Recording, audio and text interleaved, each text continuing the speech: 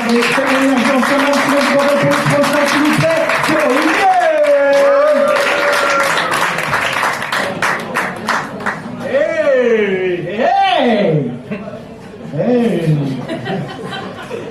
Hey. Bonsoir. Alors moi c'est Olivier, voilà, j'ai 40 ans.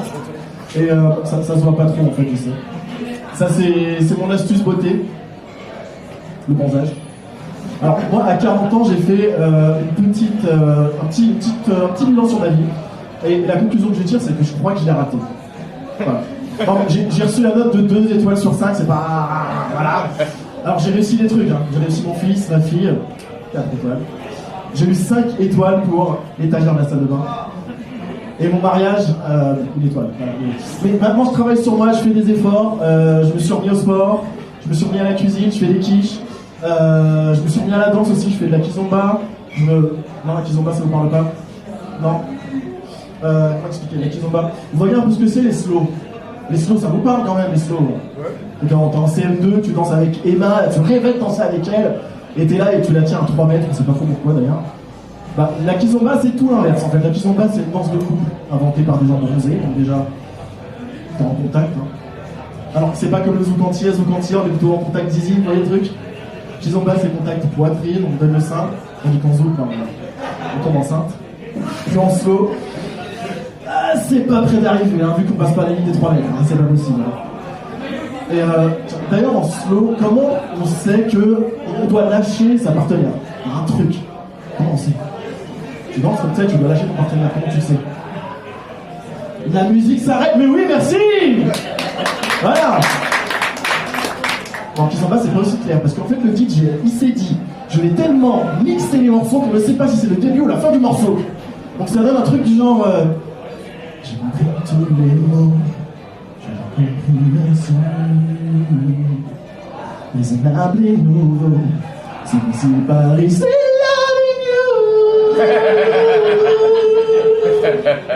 Du coup, t'enchaînes avec la même danseuse et c'est à l'usure qu'on se lâche. T'as envie de pisser? Ouais, moi aussi j'ai envie de pisser. Ok, merci, à plus tard. Moi j'ai un pote qui est resté, je crois, 1h30 avec la mine. 1h30 à danser. Non mais à la fin, il avait 2 enfants et un crédit. Tandis que moi, au bout de 10 minutes, déjà, il se passe un truc au niveau de mon corps. Et c'est vraiment ce que vous pensez. En fait, quand je dis ça, non, c'est... ton prénom, tu peux me rappeler, s'il te plaît? Valentine. Alors, Valentine, imagine, on danse ensemble, voilà, on est là, comme ça, on kiffe. Comme on kiffe, on a les yeux fermés. Ben moi, au bout de 10 minutes, j'oublie ton visage et je le remplace par Beyoncé. Et pourtant, ça se voit que tu n'es pas Beyoncé. Tu peux montrer aux gens que tu n'es pas Beyoncé. Vous avez vu, elle n'est pas Beyoncé. Beyoncé, elle est plus milliardaire. Voilà. Toi, après une demi-heure de danse, la sueur, le maquillage, t'es un peu plus panda. Hein?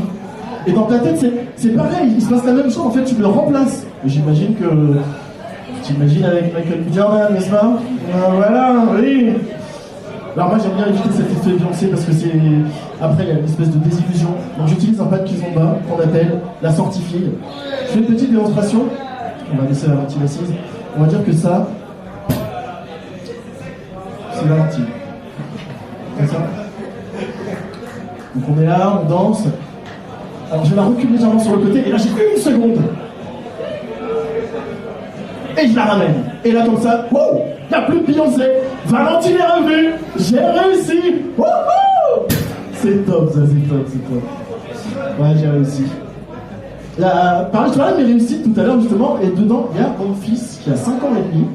Et dernièrement il regardait Le Roi Lion. Le Roi Lion, je vous parle tous quand même. Et il y a la scène là, le Mufasa qui est dans le ciel, qui parle à Simba.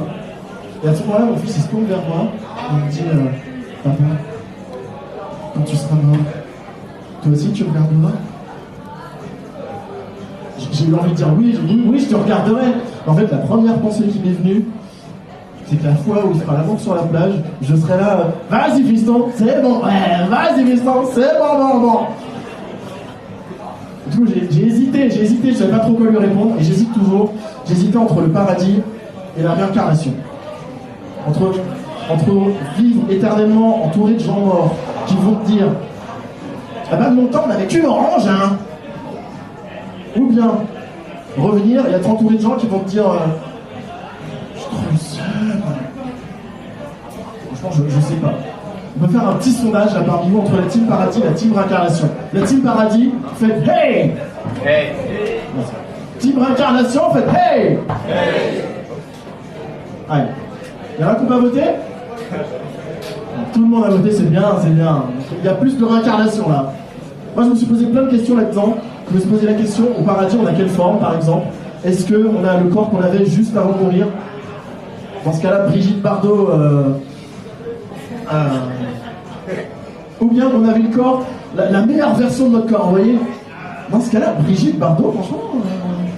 Et Michael Jackson, noir. Amy Winehouse, Algin. Amy Waterhouse, quoi. Ouais. Et au paradis, est-ce qu'on se retrouve avec tous les bouseux du Moyen-Âge?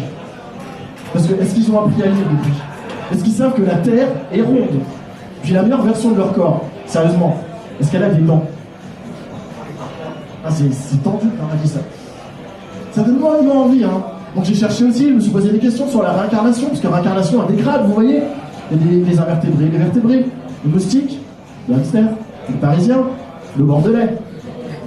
Et puis pour monter en grade, comme ça, on va faire des bonnes actions aussi. Les parisiens, t'emménages pas à Bordeaux. Voilà. Moi, je suis un ancien parisien, je sais de quoi je parle. Mais quand t'es un moustique, franchement, t'es un moustique, t'as quoi comme bonne action? Alors, ne pas piquer, on se dit ça, ne pas piquer, c'est un peu... Mais peut-être ne pas jouer un 2-3 soleils dans la chambre. Tu sais, quand t'éteins la lumière, là, t'allumes. T'éteins, t'allumes. Ok, éteins. Et je me suis posé la question, c'est quoi le meilleur animal pour se réincarner? Donc je suis allé sur internet, ça me dit ça, et j'ai trouvé un top 10 des animaux pour se réincarner. Alors, devinez, c'est quoi le meilleur animal sur ce top? Je suis pas hyper d'accord. Allez-y, balancez les animaux là. J'ai entendu le chat, 2 chats, et voilà, c'est le top 1, putain, mais vous êtes forts. Wow. Non mais applaudissez-vous là, le chat. Première réponse. Parce que le chat, tu glandes, le chat, tu passes ton temps à dormir, c'est cool, t'es un peu un chômeur en fait. Et puis quand t'as faim, tu fais quoi? Tu regardes tes allocs, enfin t'es une croquette. Ah, c'est cool le chat. C'est cool, mais il y a un petit problème, c'est que il y a quand même beaucoup de chats qui finissent mal. Tu sais, tu peux finir à la rue, tu peux finir dans un sac plastique, tu peux finir sous une voiture. Et quand je dis sous une voiture, je ne pense pas à un chat garagiste qui te change tes plaquettes de frein. Non, non. Je pense à la crêpe là, sur le bitume. Non, le chat, c'est pas top. Il y en avait d'autres dans le top, comme ça. Vous avez des idées d'animaux comme ça pour se réincarner qui se conviennent bien? Le lion? Ouais, le lion, on se dit ça, mais le lion en fait c'est Fortnite. Hein. Tu sais, t'as un vainqueur, t'as un lion qui est au-dessus, tous les autres c'est des clodos. Donc le lion c'est pas top. Un oiseau. Un oiseau, quel oiseau parce que... L'aigle. Ouais, c'est bien l'aigle. Non, franchement l'aigle c'est pas mal. Tu voles comme ça, t'as pas de prédateur, c'est cool. Après tu peux finir plus fou. Tu sais, avec le cache-œil là, comme ça. T'as déjà parlé à quelqu'un qui a un cache-œil dans un avion comme ça? Ouais, qu'est-ce que tu veux? Non, je l'enlève pas. Non, je l'enlève pas parce que j'ai pas de main, je suis un oiseau, putain, je suis un aigle. Ah, je me dis, tous les animaux faut chasser, c'est mort. Franchement, déjà, nous on chasse pas, on n'a pas envie de chasser. Alors, c'est pas top. Moi, j'ai trouvé le meilleur animal qui n'était pas dans ce top parce que je trouvais ce top un peu. Ouais. Il y a un animal où t'as pas de prédateur. Tu ne fais pas chasser par l'homme. Tu bouffes quand tu veux.